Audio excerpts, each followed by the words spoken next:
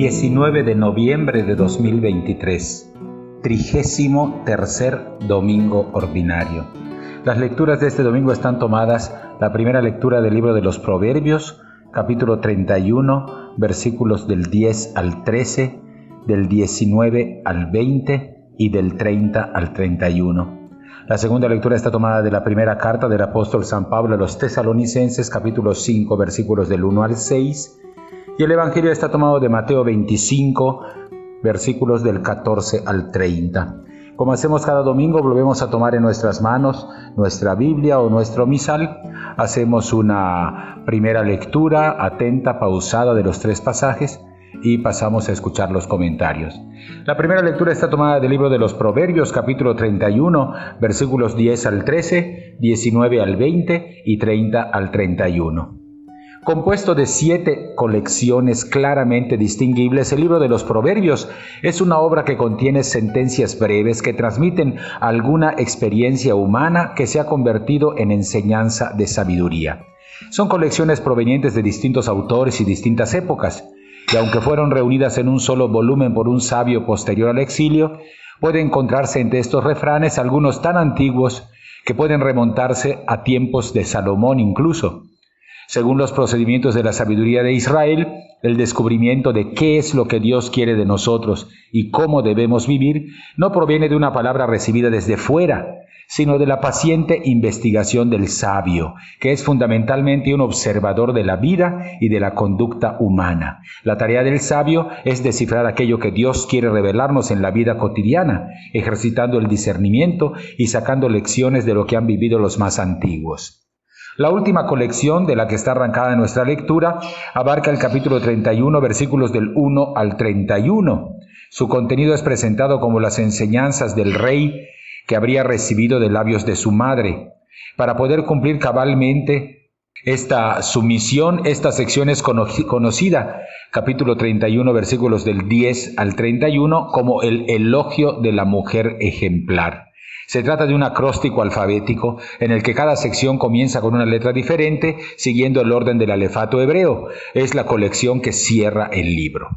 Es un maestro que quiere instruir a sus jóvenes alumnos. El matrimonio tiene un lugar especial en esta enseñanza porque ellos, los alumnos, terminarán su formación poniendo casa.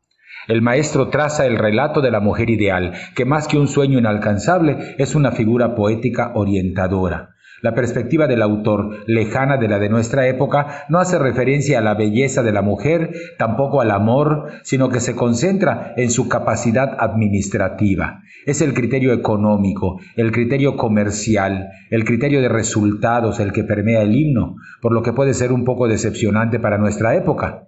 Para completar la visión, habría que atender a las referencias a la mujer a lo largo de todo el libro, especialmente capítulo 5, versículos del 15 al 19. La lectura selecciona 3 pares de versículos, los versículos 10 al 13, que subrayan la confianza del marido hacia la esposa, sobre todo en aspectos administrativos. Ya los egipcios sostenían que tener confianza en la mujer implicaba dejarla actuar sin interferencias. Así decía la instrucción egipcia de Ani: no controles a tu mujer en casa cuando te consta que es eficiente. No le digas dónde está esto cuando lo ha puesto en su sitio. Mejor que tus ojos observen en silencio y así apreciarás su destreza. Después los versículos 19 al 20 hacen un juego de palabras para admirar la generosidad de la mujer. La misma mano que se cierra para agarrar la aguja es la que se abre para atender al pobre. Y finalmente los versos 30 y 31, la liturgia selecciona el cierre del poema. El supremo valor de la mujer no es su belleza, sino su adhesión al Señor. En el contexto del cierre del año litúrgico, esta lectura recuerda a los creyentes la necesidad de trabajar sabiamente mientras aguardamos la venida del Señor. La segunda lectura está tomada de la primera a los Tesalonicenses, capítulo 5, versículos del 1 al 6. La última sección de la carta abarca capítulo 5, versículos del 1 al 11. Es muy recomendable leerla completa. Pablo aborda la fecha de la venida del Señor y las disposiciones que hemos de tener para recibirlo. Es una señal de la nerviosa expectativa que guardaban los cristianos en esos primeros años de vida cristiana. Pablo, que nadie que sabe que nadie fuera del Padre conoce el tiempo de la venida gloriosa del Hijo, enseña aquí con imágenes que el Señor vendrá de improviso en el instante más inesperado de la noche, o como el momento del parto de una mujer que no sabe cuándo va a dar a luz.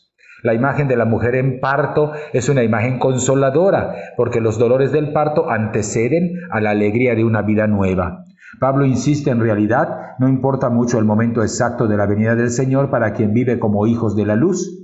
Para quien vive así, la parusía no es oscuridad ni terror, sino plenitud de luz. El retorno del Señor es salvación, no aniquilamiento.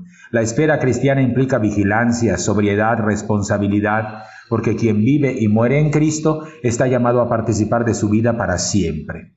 Seguramente había personas, como las hay también en nuestro tiempo, que interpretaban las noticias de aquel momento como signos seguros de que la venida del Señor es inaplazable y estaba ya muy cercana. Pablo recuerda hoy que la venida es cierta, pero imprevisible. Precisamente por esto hay que vivir siempre vigilantes y alertas. La imagen de los cristianos como hijas e hijos de Dios, hijos de la luz, apunta a la ética de su conducta. La luz de Cristo debe resplandecer en las buenas obras de cada bautizado. Así que la esperanza de la visita del Señor, en vez de ser usada para inducir a la angustia o al miedo, debe urgir al creyente a las buenas obras, a vivir como Cristo quiere que vivamos.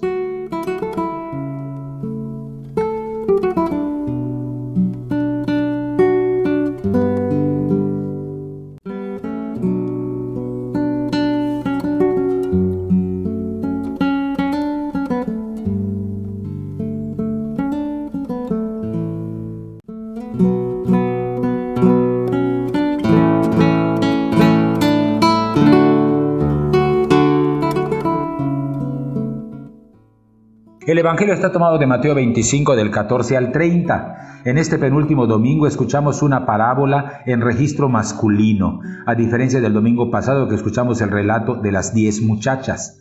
Se trata de la parábola de los talentos, de la que procede una de nuestras expresiones populares, tener talento. Si la parábola de las 10 jóvenes invitaba a la previsión, ahora aprendemos que la espera exige una actitud productiva, a diferencia de los escribas y fariseos que dicen y no hacen, como dice Mateo 23:3. El relato tendrá como aplicación concreta el fresco del juicio final, que leeremos la próxima semana y con el que cerraremos esta sección del Evangelio de Mateo que hemos leído a lo largo del año. En el punto de partida, versículos 14 y 15, el Señor confía a sus siervos sumas increíbles. El único talento entregado al tercero vale ya una fortuna. El personaje deja a los suyos toda libertad, pero en una sabia elección le da a cada uno según su capacidad. A continuación, todo se desarrolla durante la ausencia del Señor. Los 2 primeros depositarios actúan con prontitud para hacer que fructifique su capital, mientras que el último entierra cuidadosamente su talento, lo que según la jurisprudencia de la época lo liberaba de responsabilidad. Al final, el regreso del Señor entraña la rendición de cuentas, y es la parte más larga del relato. El caso de los 2 primeros siervos sigue un esquema idéntico. Ellos presentan sus ganancias, se les confía cargos más importantes y son invitados a la alegría de su Señor, admitidos a compartir su intimidad. Pero la parábola culmina en el caso del tercer siervo, versículos del 24 al 30. Este último acusa primero a su patrón de dureza y rapacidad. Contrastando con las relaciones de confianza que se había manifestado en los diálogos precedentes, la entrada del tercer siervo es una entrada torpe.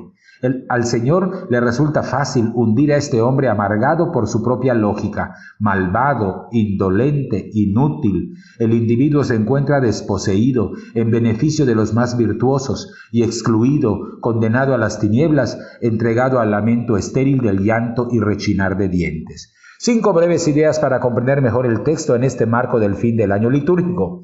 Primera, no es casual que la palabra Señor se aplique 9 veces al amo durante la rendición de cuentas. El lector adivina que se trata de una imagen del juicio de la iglesia. Por otra parte, así como la parábola de las 10 jóvenes evocaba el retraso del esposo, también este relato tiene como eje esta expresión: después de mucho tiempo volvió el Señor de estos siervos. Sin duda el Señor tarda, pero la rendición de cuentas tendrá lugar inexorablemente. Segunda idea, a Mateo le gustan las progresiones paradójicamente descendentes. Así la buena tierra da fruto de 100, 60 y 30 por 1, como dice 13:23. De igual manera, los siervos tienen que rentabilizar 5, 2 y 1 talento. El Señor no exige proezas fuera del alcance de nadie, pero juzga a cada creyente según las aptitudes y los dones que ha recibido. Tercero, la oposición que subyace en la fábula estriba en esto: los 2 primeros siervos se implican personalmente en los intereses de su amo. Eso es lo que he ganado, dice uno de ellos. Por el contrario, el tercero expresa una fría reserva: he escondido tu talento, aquí tienes lo tuyo. Cuarta idea, la parábola tiene como resorte un adagio judío: antes que Dios confiera grandeza a un hombre, lo prueba en una cosa pequeña y después hace que acceda a la grandeza. Entre otros ejemplos, la sinagoga evocaba a Moisés, que primero fue pastor, Éxodo 3:1, antes de convertirse, lo mismo que David, en el pastor de Israel, Salmo 78:71. Y finalmente, la quinta idea, la sentencia decisiva tiene algo de chocante: a todo el que tiene se le dará y tendrá de sobra, pero al que no tiene, aun aquello que no tiene se le quitará. Lo que se podría traducir así: dinero llama a dinero. La aplicación de la idea al juicio divino es clara. Ante el Señor comparecerán tanto aquel que tiene, rico con una fe activa, como el que no tiene, que no ha producido nada, y se encontrará delante de él privado de sus ilusorios méritos. El siervo arrojado a las tinieblas no es que haya actuado mal, lo peor es eso, que no ha actuado.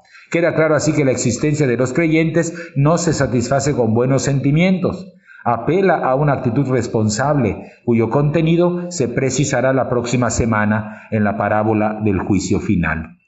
Hasta aquí los comentarios de las 3 lecturas. Tomamos de nuevo en nuestras manos la Biblia o el misal. Hacemos un segundo repaso atento, pausado, esta vez en oración, de los 3 pasajes y estamos ya listos para participar de la Eucaristía.